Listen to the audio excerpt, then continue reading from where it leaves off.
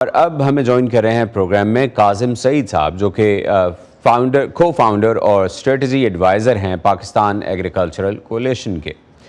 کاظم سعید صاحب، بہت شکریہ، آپ ہمیں جوائن کر رہے ہیں۔ پاکستان میں گندم کی پیداوار میں کمی کی بنیادی وجوہات کیا ہیں؟ ذرا سے میں آپ کو اس کا پس منظر پیش کر دوں۔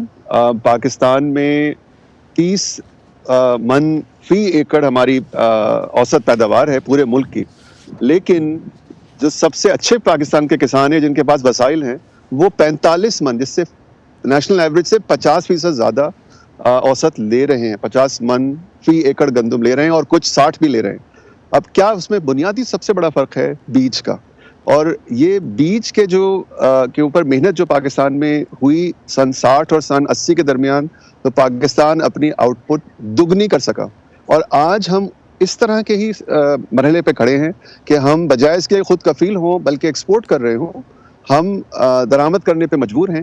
اور آپ نے جس طرح سے یہ اعداد و شمار بین الاقوامی اداروں کے بیان کیے وہ درست ہیں، لیکن اس میں یہ بات غور کرنے کی یہ ہے کہ وہ جو پروجیکشنز پیش کرتے ہیں اس میں بنیادی جو قضیہ یا اسمپشن ہے وہ یہ ہے کہ آج کل کی پالیسیز اگر اسی طرح چلتی رہیں، لیکن آج پاکستان خوراک کے عدم تحفظ کی بنیاد پہ جہاں کھڑا ہے، ہمیں اپنی پالیسیز کو بدلنا ہوگا، اور جو سٹرکچرز ہیں جن سے بیج پیدا ہوتا ہے اور کسان تک پہنچتا ہے، اور میکنائزیشن کا بھی ذکر ہوا اور چیزیں ہیں، ہمیں ان پالیسیز کو یکسر بدلنا ہوگا اور اس میں ترقی کی طرف جانا ہوگا۔ یہ آئی تھنک سب سے اہم بات بیج کی ہے۔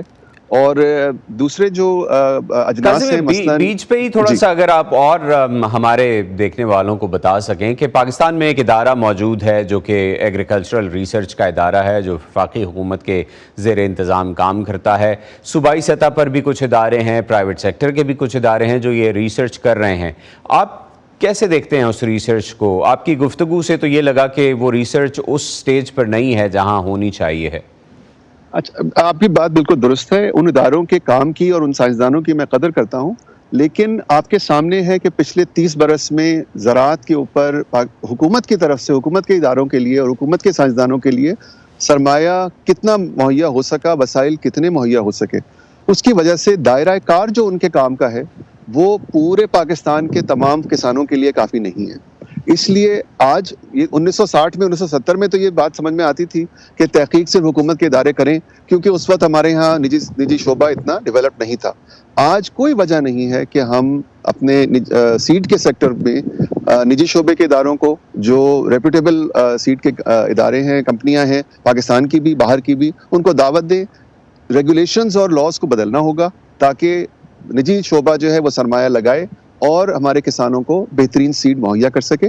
آپ کو میں مثال دینا چاہوں گا مکئی کی، جس میں پچھلے 25 برس میں 3 گنا بڑھی ہے اوسط پیداوار، اور غریب سے غریب کسان نے بھی وہ مہنگا والا ہائیبریڈ سیڈ خریدا ہے۔ وہاں پہ اس کراپ میں ہائیبریڈ سیڈ چلتا ہے، اس کو خریدا ہے اور اس سے بے پناہ بڑھائی ہے اپنی اوسط۔ اسی طرح سے چاول کے بھی ہائیبریڈ سیڈ جو ہیں وہ چھوٹے کسان، 3 ایکڑ کا کسان بھی لگا رہا ہے اور 70 من چاول لے رہا ہے۔ Kazim, let's talk about private sector. آپ نے بھی ابھی کہا کہ پرائیویٹ سیکٹر کو انکریج کریں، اور پاکستان کی زراعت کے ساتھ ایک بڑا مسئلہ چھوٹے کسان کے لیے خاص طور پر ٹیکنالوجی تک رسائی ہے۔ اگر پرائیویٹ سیکٹر کو اس میں انوالو کیا جائے تو وہ آپ کے خیال میں چھوٹے کسانوں کو کیسے بہتر ٹیکنالوجی فراہم کر سکتا ہے؟ بہت اچھا سوال ہے آپ کا۔ پہلے تو سیڈ ہے، said we can say is the great ایکولائزر۔ اگر بہترین سیڈ مہیا ہو جائے، چھوٹا کسان خرید رہا ہے بہترین سیڈ، خرچہ کر رہا ہے اور اجناس میں، وہ ہمارے سامنے ہے، ویجیٹیبلز میں بھی، فروٹس میں بھی، تو اگر بہترین سیڈ اگر مارکیٹ میں ہوگا اور سال بہ سال وہ اپنی کوالٹی مینٹین کرے گا وہ سیڈ، تو چھوٹا کسان بھی اس کو لے گا۔ تو پہلا تو یہ ہے پرائیویٹ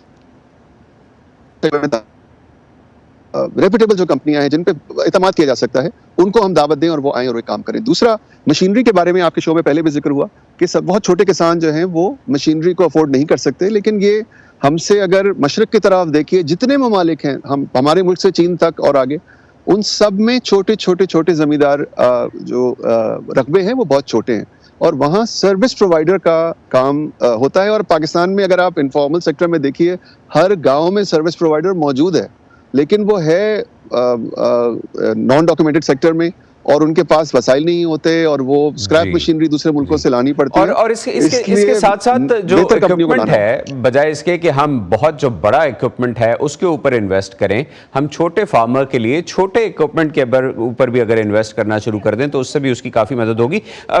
قاسم، ایک بڑا ایشو پاکستان میں پانی کی کمی کا ہے اور یہ مسئلہ سنگین سے سنگین تر ہوتا جا رہا ہے. کیا زرعی پالیسی اور پاکستان کی واٹر پالیسی میں آپ کوئی ہم آہنگی دیکھتے ہیں؟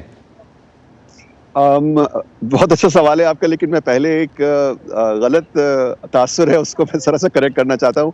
یہ عرف عام میں سمجھا جاتا ہے، ہمارے پالیسی ڈائلاگ میں، ٹاک شوز میں بار بار کہا جاتا ہے پانی ختم ہو رہا ہے. جو اصل حقیقت ہے وہ یہ ہے کہ پاکستان میں پانی ختم نہیں ہو رہا ہے. پاکستان کے آبی وسائل کا ڈیٹا 1922 سے موجود ہے اور واٹر پروفیشنل سے آپ پوچھئے تو 145 ملین ایکڑ فیٹ پاکستان کے کینال سسٹم میں 1951 سے ہمارے ریکارڈ میں جا رہا ہے.